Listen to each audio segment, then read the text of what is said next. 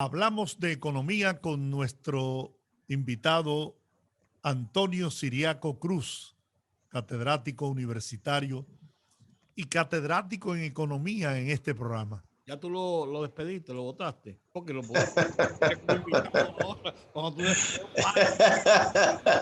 pero es invitado El esta tarde. poderoso de la economía. le dio de baja, No, Yo soy parte de los poderosos, así es. dígale que usted es un poderoso en la economía y Así es es, así parte es. de los poderosos. Así es, así es. Bueno, me alegro mucho de estar con ustedes una vez más. Analíceme esa economía de ropa.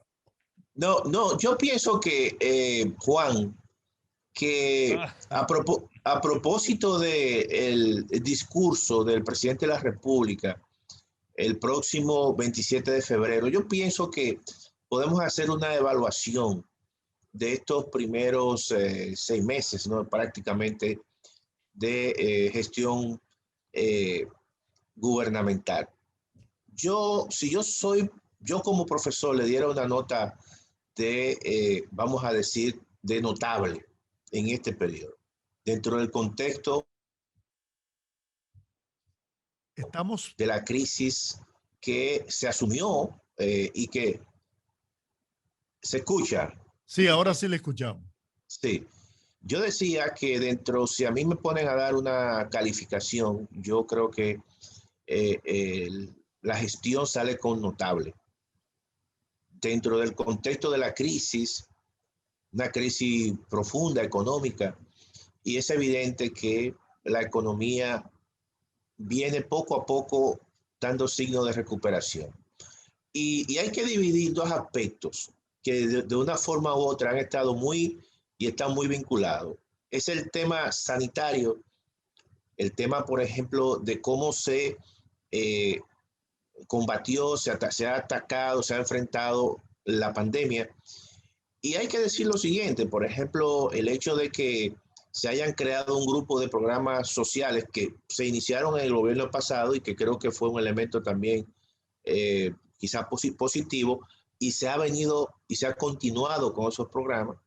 Es evidente también el hecho de que el proceso expedito de la vacunación, que se iba a comenzar en marzo, pero se ha comenzado en el mes de febrero, y déjame decirte que nosotros somos de los 8 países de América Latina que comenzaron el proceso de vacunación. Y eso es bueno porque en todos los países que se ha iniciado ese proceso ha habido un proceso de más certidumbre para la actividad económica. Y eso, en cierta manera, también puede acelerar y acelera el proceso de reactivación de la economía. Y yo creo que es un elemento positivo. Otro elemento positivo que también hay que resaltar, que entendemos nosotros, es el elemento que más se puede resaltar, vamos a decir, dentro de estos primeros 6 meses, es con la transparencia que se han utilizado los recursos públicos. Yo creo que eso es un dato y al margen de algunas críticas que uno puede tenerle en algunos aspectos, pero entendemos nosotros que un sector importante de clase media que se expresó en el proceso electoral exigía un gobierno mucho más transparente en el uso de los recursos. Y yo creo que hasta ahora ese ha sido un elemento importantísimo que hay que resaltar. De manera que hay otros aspectos dentro del ámbito económico que evidentemente tú no lo controlas. El hecho, por ejemplo, de que los precios internacionales del petróleo estén ya rondando los $60 el barril, o que las materias primas importantes agropecuarias se han incrementado, y eso ha tenido un impacto, vamos a decir, negativo en la economía dominicana, por el hecho de que eso ha generado un incremento en los precios, y también esos incrementos en los precios y el salario de la gente, ¿no? El presupuesto de la gente, se incrementan la canasta básica. Pero en sentido general, estos primeros 6 meses es obvio que hay mucho más luces que las situaciones de sombra, vamos a decir, dentro de este combate a una situación económica que no es fácil, que estamos todos, la gran mayoría de los países, excepto quizá China, que ya ha venido creciendo a tasas muy altas, pero que estamos en ese proceso de combate y de reactivación de la economía. De manera que yo creo que, vuelvo y reitero, que si uno le da una calificación, desde mi punto de vista, yo creo que es una clasificación de notable en estos primeros 6 meses. El Interamericano de Desarrollo emitió un comunicado esta semana de un informe sobre su apreciación de los estragos que ha causado el tema de la pandemia, principalmente en los niveles de escolaridad no formales, pero de los prematernal, los preescolares, donde van muchos, miles de Sí. niños, ya se ha hecho un hábito y una costumbre, y habla de los estragos que eso ha causado y que ha provocado directamente las economías domésticas. ¿Tuviste ese informe? Sí, bueno, pero tú sabes que si hay un sector que se ha visto afectado, necesariamente, pero altamente afectado, el sector de la educación. Y el coste que eso ha significado, incluso en ese informe lo menciona, es relativamente alto, ¿no? Y tenía que ser así. Todos sabemos que rápidamente el sector de la educación, los profesores, los estudiantes han cambiado todos sus hábitos, vamos a decir, hábitos, y se ha pasado de un proceso de una educación física presencial a una educación virtual. Y también eso ha traído una cantidad de problemas y de inversiones adicionales, por ejemplo, en el aspecto de la conectividad, en el aspecto de otros procesos de enseñanza y aprendizaje, incorporación de nuevas tecnologías, proceso de capacitación para los profesores. Todo eso, obviamente, que ha tenido un coste bastante, vamos a decir, alto y que no estaban en ningún país, eso estaba presupuestado y estimado. De manera que eso es algo muy previsible, vamos a decir, y se puede decir que el sector de la educación ha tenido muchísimos inconvenientes en ese aspecto. El Banco Central en su informe sobre el primer mes del año habla de que la inflación fue bastante alta, muy por encima de lo que se estaba proyectado para lo que es la continuidad de este año, aunque dice el informe del Banco Central que del segundo semestre en adelante la situación tenderá a ir reconsiderando su posicionamiento. Y esto se produce, esta declaración del Banco Central, en el momento en que los sindicatos apuntan de nuevo a iniciar el camino de la discusión buscando un aumento salarial que corresponde al segundo año, porque el año pasado no hubo revisión Claro, salarial por los estragos de la pandemia. ¿Es un momento oportuno claro. para todo esto? Mira, yo creo, Rudy, que lo importante es el proceso de diálogo. Todos sabemos la situación por la cual está pasando la economía en sentido general. Y todos somos afectados, los trabajadores, pero también las empresas. Muchas empresas no se han podido recuperar, muchos trabajadores no han podido volver otra vez a su trabajo. Eso es así. Y lo importante es que ambos, cuando lleguen a la mesa de negociación, estén conscientes de esa situación y eso pueda llegar a un proceso de entendimiento y de acuerdos. Porque yo creo que eso es parte de la sensatez.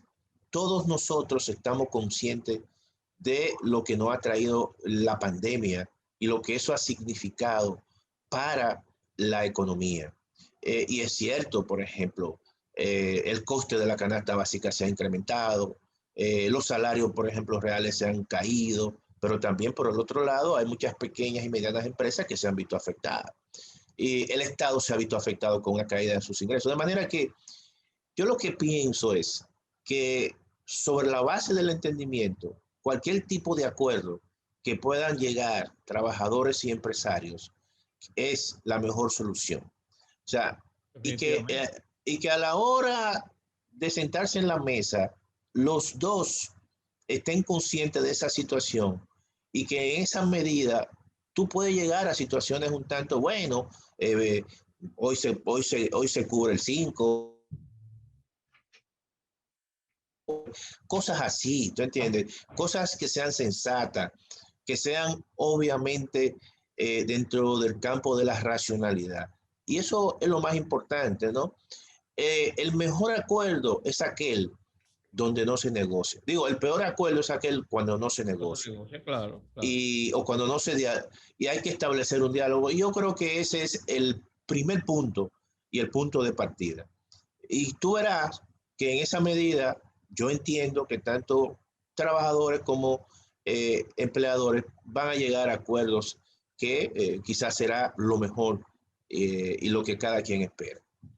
Bueno, pues con respecto a lo del Banco Central, déjame decirte lo siguiente. Al informe, sí, sobre la... Sí, mira, yo estaba, incluso fue un trabajo que presenté en otros ámbitos, en una participación que he tenido en unos talleres que estoy impartiendo. Y déjeme decirle lo siguiente, yo, por el lado de la DGI reporta las ventas que declaran las empresas.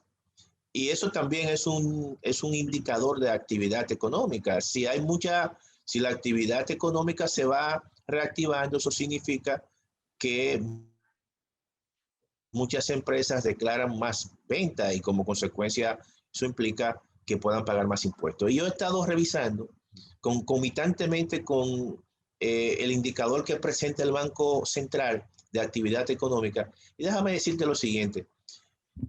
En ambos casos se muestran que la actividad económica durante los últimos meses ha venido mejorando de manera considerable. Yo creo que eso es un buen dato hasta ahora.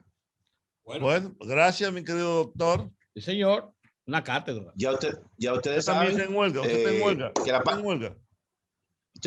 Yo soy una persona... apoya el reclamo de un aumento de salario de un 40% para los profesores.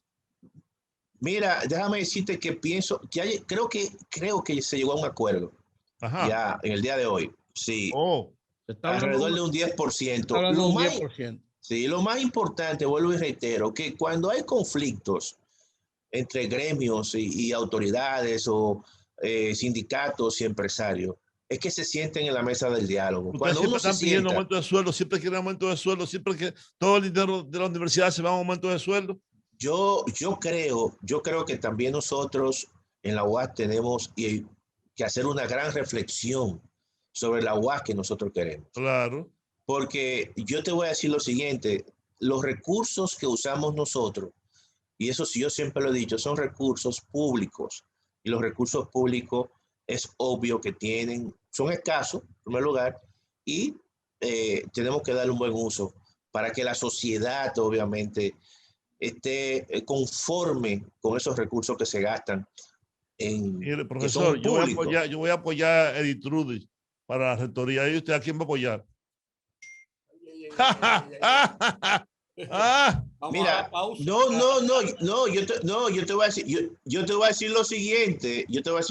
Antonio Siriaco está concentrado para hacer un gran decanato de cara a los reclamos de la sociedad dominicana. Nosotros vamos a convertir, oye bien, nosotros, sea Editrudy, o sea Adjana, o sea Pablo Valdés, cualquiera de ellos que sea rector, Antonio Siriaco va a hacer un gran decanato de cara a la sociedad. Bien. Usted va a aspirar a decano. Bueno. Qué bien. Yo lo apoyo. Decano, yo me estoy concentrando en eso. Yo lo apoyo. Y estaré en eso. A lo que usted aspire. Gracias, Juan. Ya tú sabes. Bien. Cuenta conmigo. Así es. Editrudy va a ser el próximo rector. Bueno, gracias. Hasta luego. Absoluto. Y el de Georgie. Tú vas dando unos pavos en la UAS. ¿Pau? La pausa. ¡Pau! No, bueno, sí dio pau. Sí, es verdad. Es verdad. Es verdad. Tienes razón.